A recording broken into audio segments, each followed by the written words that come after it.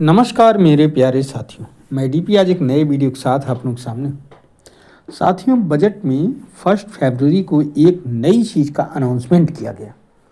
इस पर बहुत कम लोगों का ध्यान गया और बहुत कम चर्चा भी हुई, लेकिन है बर्निंग टॉपिक, इसलिए इसको आप लोग ज़रूर से ध्यान दीजिए। बहुत इम्पॉर्टेंट टॉपिक है। ये जो डिक्लेरेशन किया गया है काहे के लिए था? बायो फार्मा शक्ति इनिशिएटिव।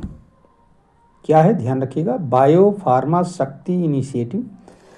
ये इकोनॉमिक टाइम्स में भी छपा है 1 फरवरी में के उसमें बायो फार्मा शक्ति इनिशिएटिव, इंडियन एक्सप्रेस में भी है। और मैंने तो बेसिकली इन 2-3 न्यूज़पेपर्स के अलावा यूरोपियन मेडिकल जर्नल EMJ उसमें 6 फरवरी 2026 को ये छपा हुआ है कि India launches $1.1 billion life science initiative, फिर इन्वर्टेड कामा में शक्ति, SHAKTI, शक्ति। बस बाकी और भी न्यूज़पेपर्स में है और वहीं से खबर ली गई है लगभग, और बहुत सारे और सोशल मीडिया चैनल से भी लिया गया है कुछ छोटी छोटी चीज़ें। पहला क्वेश्चन है कि ये बायो फार्मा शक्ति इनिशिएटिव है क्या चीज़? तो भारत जो है अब दवाओं के निर्यात करने में, स्पेशली जो कैंसर वगैरह जो घातक रोगों की दवाएं हैं, जैसे कैंसर हुआ, इंसुलिन हुआ और भी बहुत सारी चीज़ें हैं, इस पर बहुत सारा धन खर्च करता है उसको मंगाने में।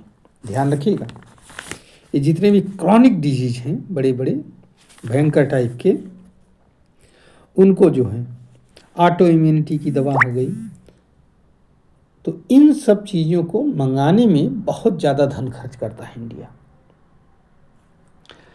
अब इस बायो फार्मा शक्ति इनिशिएटिव के तहत सरकार ग्लोबल बायो फार्मास्यूटिकल मार्केट में 5% शेयर बनाना चाहती है और अपनी इंपोर्ट को कम करना चाहती है। ये जो महंगी दवाएं जो इंपोर्ट करती है, लाख लाख रुपए के एक एक इंजेक्शन, उसको कम किया जा सकेगा। इसके तहत भारत एक स्ट्रांग बायोफार्मा इकोसिस्टम तैयार करेगा।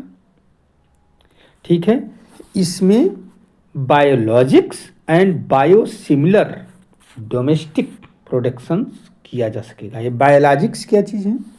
बायोलॉजिक्स ऐसी मेडिसिन को कहा जाता है जो लिविंग सेल ऑर्गेनिजम्स या लिविंग ऑर्गेनिजम्स या लिविंग सेल से डायरेक्ट बनाया जाता है। ठीक है, उसको बायोलॉजिक्स कहा जाता है।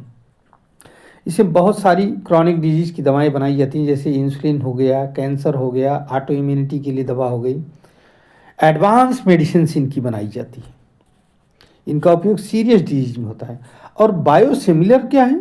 इसी बायोलॉजिक्स की बायोसिमिलर मेडिसिन क्या होती है? बायोलॉजिक्स मेडिसिन का सिमिलर कॉपी होता है जो केमिकल पैटर्न से बनाया जाता है। इसकी इफ़ेक्टिवनेस और इसकी सेफ्टी, ये दोनों ही बायोलॉजिक्स के समान ही होती है, लेकिन ये सस्ती थोड़ी सी होती है। ध्यान रखिएगा। तो इसके तहत बायोलॉजिक्स एंड बायोसिमिलर्स का डोमेस्टिक प्रोडक्शन संभव हो सकेगा। इससे क्या होगा? जैसा मैंने बताया, एडवांस दवाएं बनाई जाएंगी और इसके बनने की वजह से क्या होगा? सीधी सी बात है, हमारा इंपोर्ट का कॉस्ट घटेगा और एक्सपोर्ट बढ़ेगा दवाओं का। इससे हमारे यहाँ दवाएं सस्ती हो जाएंगी। ध्यान रखिएगा। इसके तहत भारत में 3 नए NIPER बनाए जाएंगे। NIPER क्या चीज़ है? National institute of pharmaceutical education and research, ये बनाए जाएंगे। और भारत में ऑलरेडी जो 7 NIPER एग्जिस्ट कर रहे हैं, उनको एडवांस भी किया जाएगा, अपग्रेड किया जाएगा, जिससे वहाँ वर्ल्ड स्तर की, विश्व स्तर की रिसर्च की सुविधाएं हो सकें।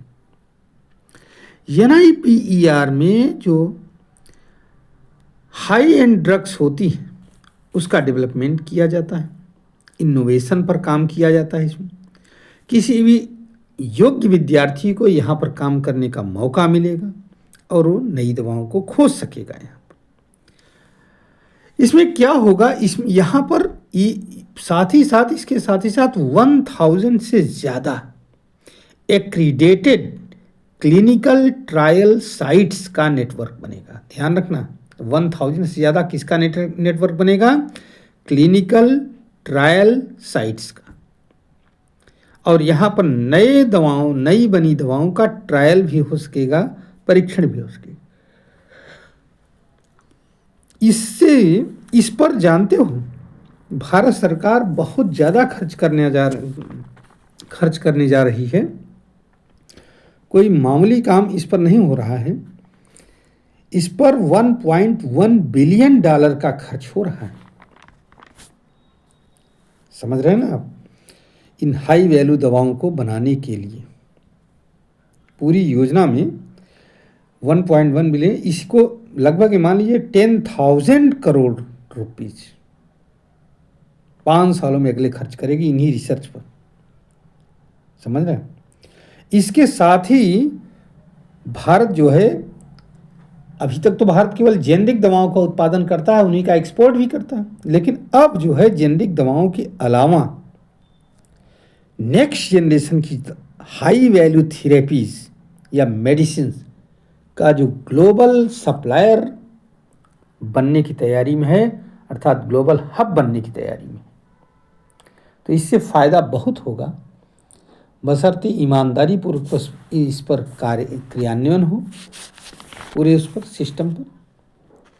और उसका एक, अगर ईमानदारी पूर्वक इसका क्रियान्वयन होगा तो इसका रिजल्ट जरूर से निकलेगा। अब ऐसे युवाओं को भी यहाँ पर मौका मिलेगा रिसर्च करने का, जो रिसर्च के शौकीन हैं फार्मास्यूटिकल सेक्टर से। चलिए साथियों, उम्मीद है कि आपकी टॉपिक समझ में आया होगा।